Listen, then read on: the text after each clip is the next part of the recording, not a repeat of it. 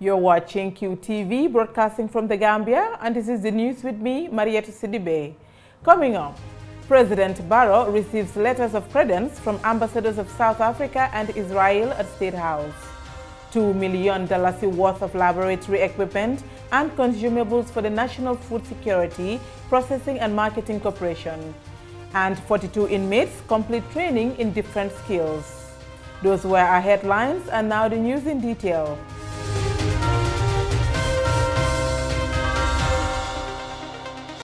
More ambassadors assigned to the Gambia continue to present their letters of credence to President Adama Barrow at the State House in Banjul. Aliou Cisse was at the presidency and he now reports. 2 ambassadors from South Africa and Israel to the Gambia were the latest to present their letters of credence to President Barrow at State House in Banjul on Wednesday. The ambassadors are His Excellency's Lenin Shop of South Africa and Roy Rosenberg of Israel. Both ambassadors will be based in Dakar, Senegal. Wednesday's diplomatic engagement at State House brought to 60 total number of foreign ambassadors that have so far presented their letters of credence to President Barrow this week. They were preceded by that of China, India, Cuba, and Sierra Leone on Tuesday. Immediately after their separate meetings with President Barrow, both ambassadors reasserted their goodwill to strengthen and reinforce the bilateral cooperation between their respective countries and the Gambia. We are going to work towards improving our relations both at a political level and at an economic level.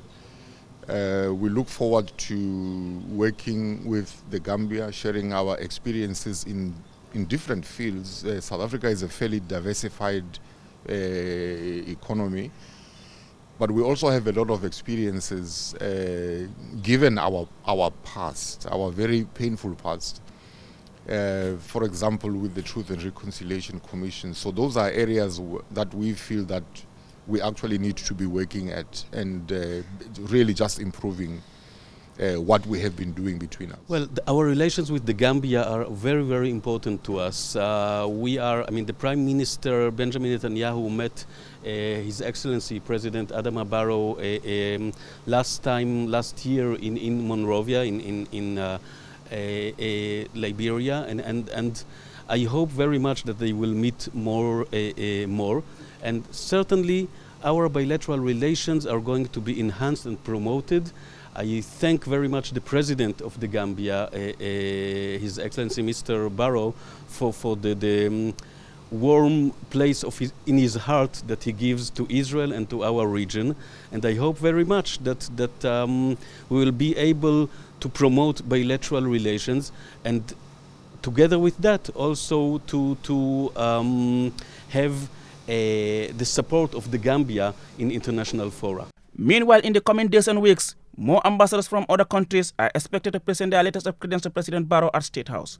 For QTV News, I am Aliou Cisse. $2 million worth of laboratory equipment and consumables have been donated to the National Food Security, Processing and Marketing Corporation, formerly known as GGC. The items were donated by the Turkish Cooperation and Coordination Agency in the Gambia. Babukar Cisse reports. At the presentation ceremony held at the National Food Security, Processing and Marketing Corporation office at Denton Bridge, the Turkish ambassador to the Gambia, His Excellency Ismail Sifa Yusir, says many Gambians depend on groundnut production for their livelihood, and the laboratory equipment will help enhance quality and mitigate aflatoxin contamination in groundnut products. The groundnut is the main cash crop of the Gambia, and almost 70% or more than 70% of the society is resting on that, in the rural area especially. And Turkey, as in the past or as in this year, we have did in different fields, as we have done in different fields. Now, through TICA, Turkish Cooperation and Coordination Agency, we are handing our brotherly hand to our sister country, to the Gambia, within the framework of this program, aflatoxin mitigation or reduction program, so that your main cash crop, groundnut, could be tested whether it has aflatoxin or not before being exported abroad. This will increase the value of the product both for the export and also revenue of the farmers will be increased.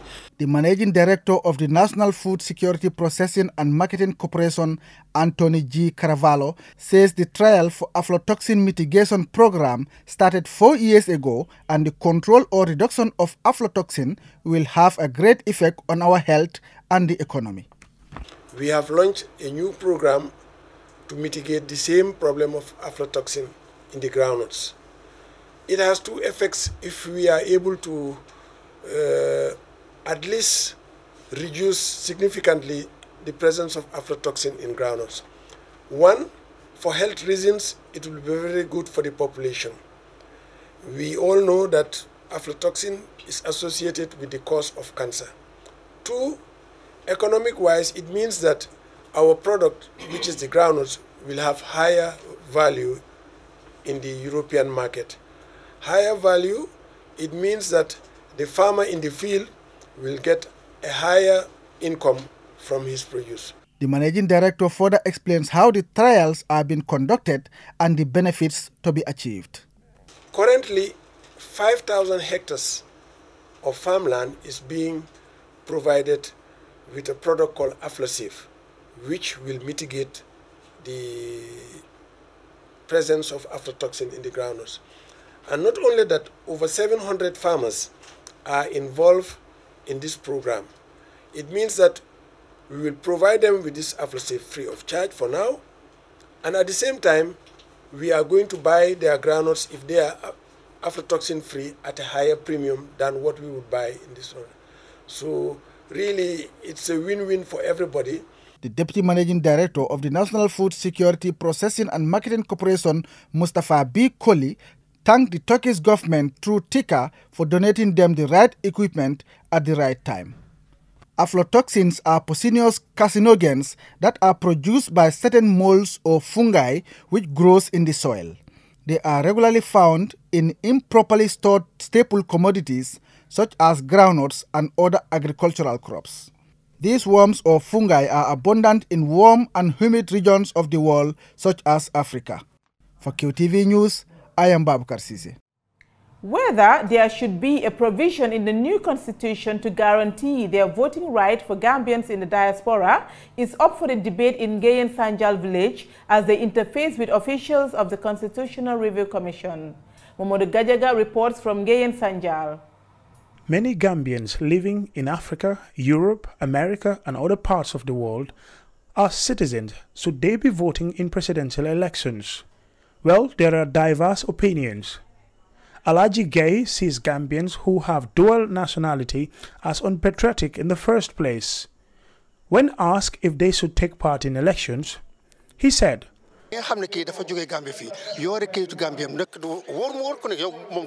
"No, they should not vote in presidential elections because they are unpatriotic," he claimed. "For me, they look low upon their country, so therefore they should not take part in our decision-making process." He further said prisoners should not also take part in elections.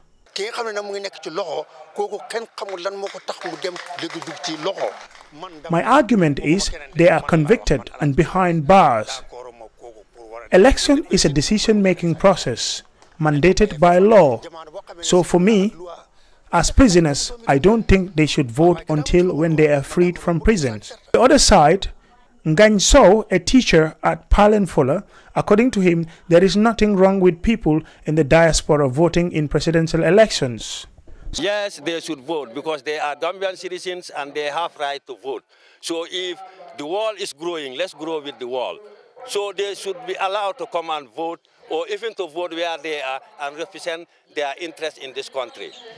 So, however, was quick to say prisoners shouldn't take part in the elections, describing them as people who committed crimes, even though not everyone behind bars are criminals. Mamudu Gajaga, QTV News, Ngain Sanjal.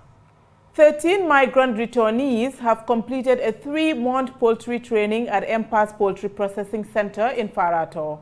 The training was part of an initiative jointly developed by the European Union and the International Organization for Migration. Issa Jallo attended the ceremony and he now reports. These 13 young men were certificated after undergoing the 90-day on-the-job training and acquired the technical skills to breed poultry.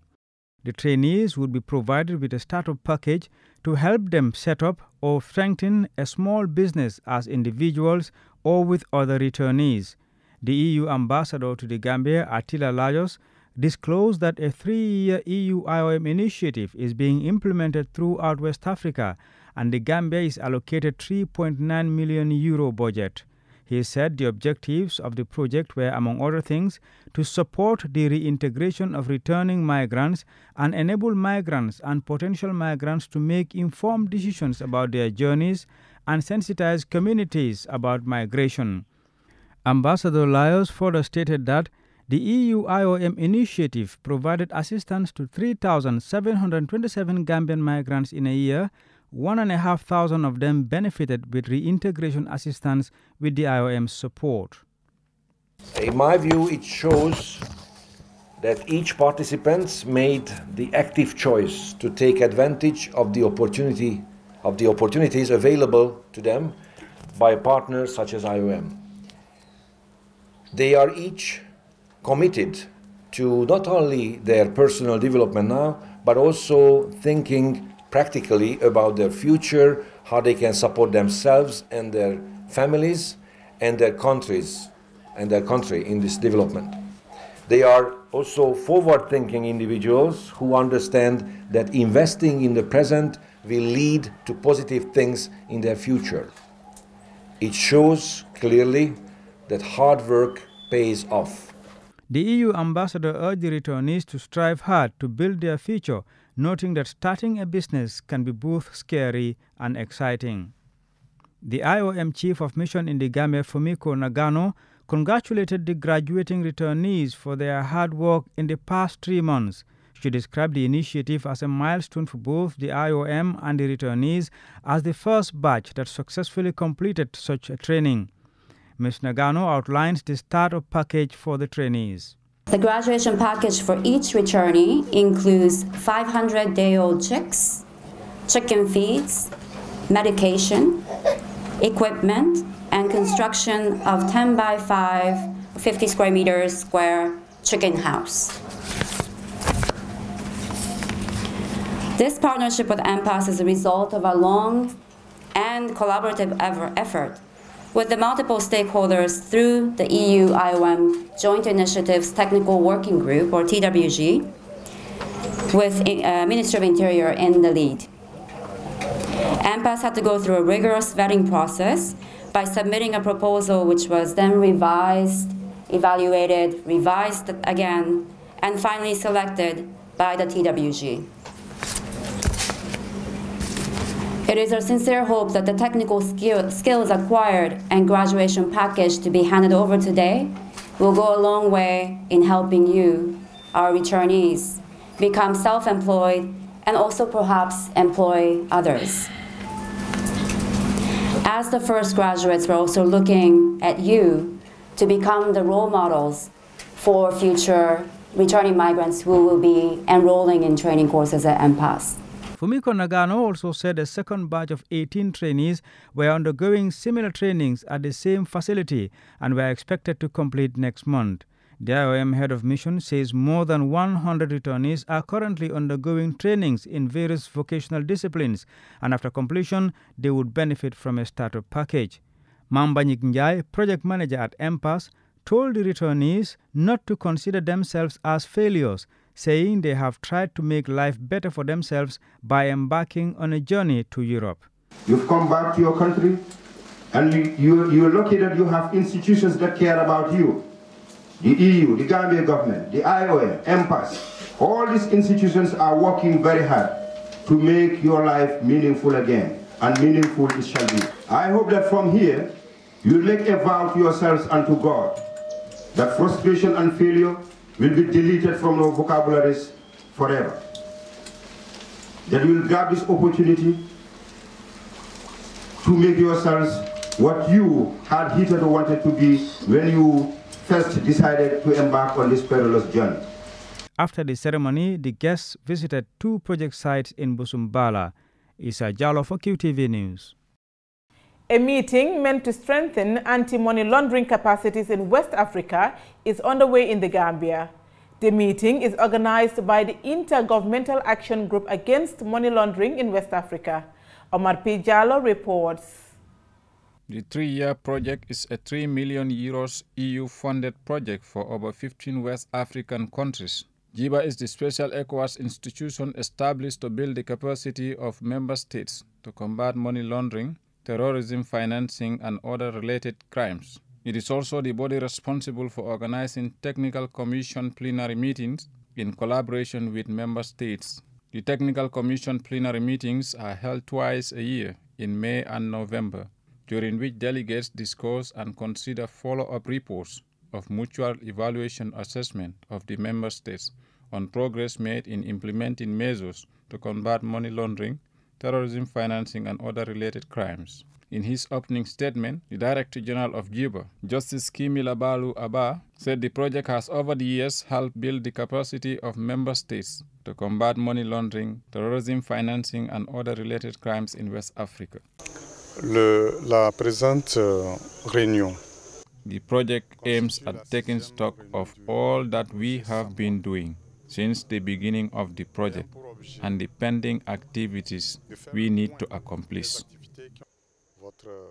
I wish to take this opportunity to thank the European Union for accepting to fund the project.